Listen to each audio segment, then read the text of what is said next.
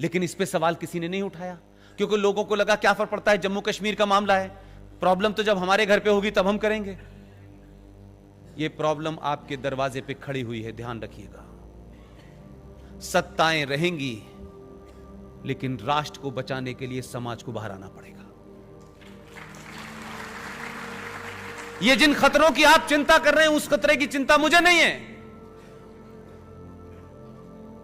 4 राज्यों का देश, 20 करोड़ पॉपुलेशन। ऐसा लगता है कि भारत के सामने सबसे बड़ा चैलेंज पाकिस्तान है।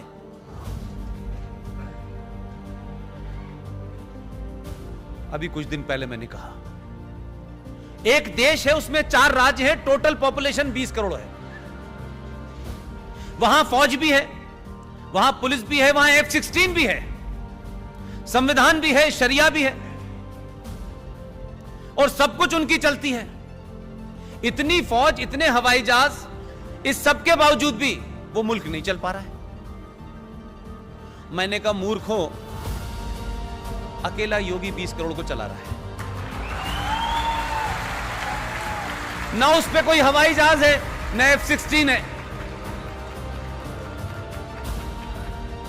टोटल पॉपुलेशन उत्तर प्रदेश की 19, साढ़े 19, 20 करोड़ है, अकेला चला रहा है, पूछ ही नहीं रहा किसी से। 20 ऐसी कोई समस्या खड़ी नहीं हो रही वहां।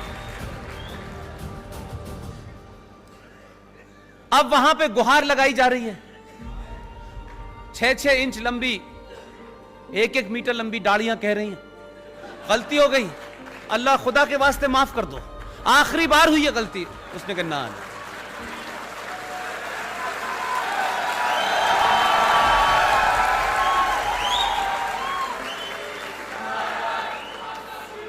इसलिए मैंने कहा कि धन्य है आप लोग, समय रहते अपनी गलती का एहसास कर लिया और सही लोगों को चुनाया आपने।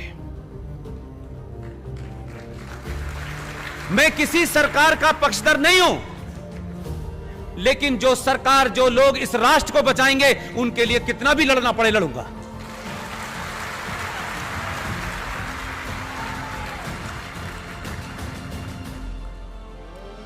स्थिति वापस ले जाना चाहता हूं। वो 70 साल से जम्मू कश्मीर की इस्लामिक हुकूमत से, जहां मुसलमानों की मेजॉरिटी थी, 90% कानून उस विधानसभा में एंटी हिंदू हुए। सरकारें आई, सरकारों को ब्लैकमेल किया गया, वहां का आतंकवाद, वहां का सेपरेटिज्म, और वहां की सरकारें एक साथ कोऑर्डिनेशन में काम करती थी। दिल्ली की सरकार को झुकाना है तो आतंकवाद को बढ़ा देना है, दिल्ली की सरकार को दुनिया में बदनाम करना है तो हुर्रियत को आगे बढ़ा देना है। तीनों का ऐसा एपरेटस मिला हुआ था कि आप हुर्रियत को पुचकारते थे। और यह भी शायद आपको खबर नहीं होगी कि हुर्रियत कॉन्फ्रेंस का नाम तो सुना है आप लोगों ने, देखा होगा, उसमें कितने बहादुर बहादुर लोग हैं। भारत सरकार 100 करोड़ रुपया पर ईयर उन पे खर्च करती थी, जो भारत के संविधान को आग लगाते हैं, जो भारत की सुप्रीम कोर्ट को नहीं मानते, जो भारत की पार्लियामेंट को नहीं मानते, जो उस जम्मू कश्मीर का विलय पाकिस्तान में करने के लिए मुहिम चलाते हैं। इस देश की बौनी सरकारों की मजबूरियां देखिए कि उन जैसे लोगों को एक आदमी का उठना बैठना, जाना, खाना, पीना, बीमारी, उनके इलाज के ऊपर 100 करोड़ रुपया पर साल का बजट था। कोई पूछना ही नहीं चाहता। एक राज्य जिसका जीडीपी में 0% कंट्रीब्यूशन है, मेरे और आपके टैक्स से पलने वाले लोग इस देश में देशद्रोही पैदा कर रहे थे। हमारी पुलिस, हमारा भाई फौज का सबसे ज्यादा अगर भारत में अपने ही इंटरनल आतंकवादियों से मारा गया है, उस राज्य का नाम है जम्मू कश्मीर।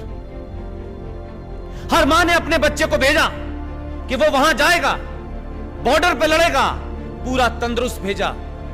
लेकिन जम्मू कश्मीर के अंदर जिस इस्लामिक आतंकवाद को सरकारों ने पनपाया, सत्ता पे बैठने का रास्ता देखा, वो बच्चे जो साबुत घर से गए थे, वो वापस लौट के आए तो हिस्सों में नहीं थे। हरियाणा का कोई गांव ऐसा नहीं है जिस गांव का बच्चा जम्मू कश्मीर में इंटरनल जिहादी आतंकवादियों से न मारा गया हो, इस्लामिक आतंकवाद का शिकार न हो। वही राज्य कहता है कश्मीर को जमहूरियत चाहिए, इंसानियत चाहिए और कश्मीरियत चाहिए। यानी इस देश में बाकी 30 सूबों को इंसानियत नहीं चाहिए, सिर्फ इन्हें ही चाहिए। ये अल्लाह के फरिश्ते हैं। वहां 100 करोड़ से घटते घटते बजट ही समाप्त हो गया। ये अंदरूनी तकलीफें हैं। लोग सड़क पे पत्थर इसलिए नहीं मान रहे कि हज करते वक्त पता चला कि शैतान को पत्थर मारा जाता है। हज की एक परंपरा है कि हज जब आप जाएंगे तो जब तक वो अराफात की पहाड़ी पे एक बड़ा सा पत्थर है उस पे उठा के कंकड़ नहीं मारेंगे, उसे शैतान माना जाता है। इसलिए पत्थर मारने की परंपरा यह है कि जिस पे ऊपर पत्थर मार रहे हैं ये इस्लामिक लोग, इसका मतलब है वो शैतान है। ये नई परंपरा नहीं है, ये वहां से आई है। जो आज देश को जलाने उतरे हैं, जो देश में आग लगाने उतरे हैं, उनका दर्द समझिए क्या है।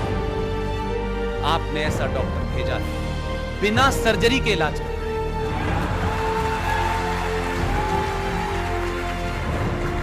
लोग एक बहुत बड़े कवि हैं, उनकी 2 लाइनें मुझे इस स्थिति पे ज्यादा अच्छी लगती हैं। वो कहते हैं कि न जाने कैसा ये आलम हुआ कि लोग हंसते हंसते रोने लगे, रोते रोते हंसने लगे। ये स्थिति वही है। धारा 370 और 35 पे नहीं हटी है। धारा 370 और 35 पे को बारीकियों में अगर आप जानते हैं, जितना मैं 20 साल से पढ़ते हैं, ये धारा नहीं हटी है। ये भारत के अंदर, आजाद भारत में बौने नेताओं के दबाव में पिछले 70 साल में एक पैरेलल सत्ता थी, जो इनविजिबल सत्ता थी, जो अदर्श सत्ता थी, उसको समाप्त कर दिया है।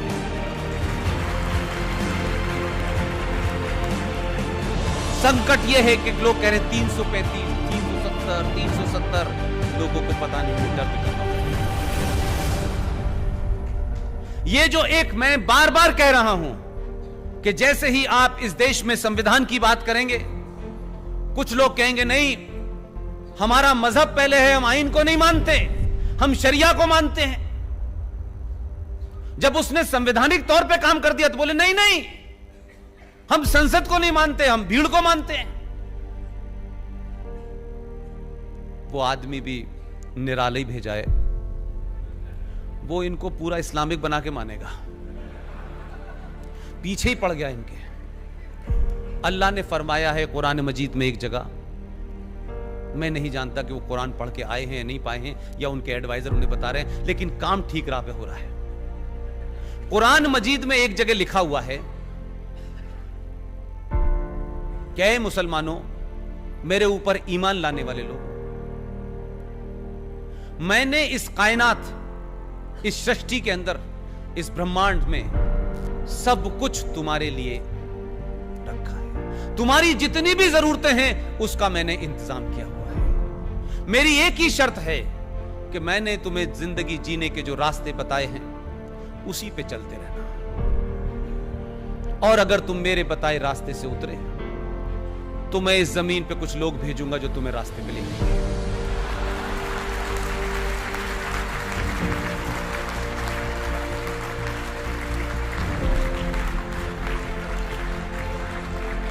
इसलिए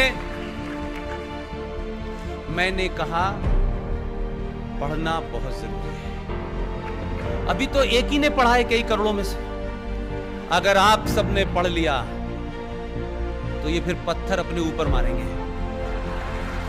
ध्यान रखिए, आपको लड़ने के लिए कुछ नया नहीं करना है, कुछ नया नहीं करना है। जो सरकार में बैठे हैं, जो सरकार को करना चाहिए था वो सरकार पहली बार कर रही है। लेकिन मेरी शिकायत, मेरी तकलीफ, इस बात से मत खुश होइएगा, सरकार में हम हैं, बिल पास हो गया है, कानून बन गया है, कानून बहुत सारे बनते हैं इस देश में, लागू नहीं